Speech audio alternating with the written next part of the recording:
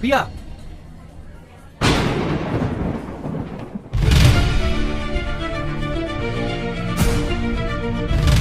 ওভাবে দেখছো কেন আমাকে?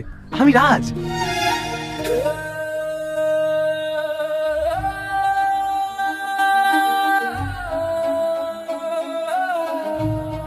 বিশ্বাস হচ্ছে না। বলতো সেদিন কি হয়েছিল, আর এতদিন তুই কোথায় ছিলি? প্রতিদিনের মতো সেদিনও আমরা 90 থেকে 1 লেভেল নিয়ে কাজ করছিলাম। হ্যাঁ, আসি।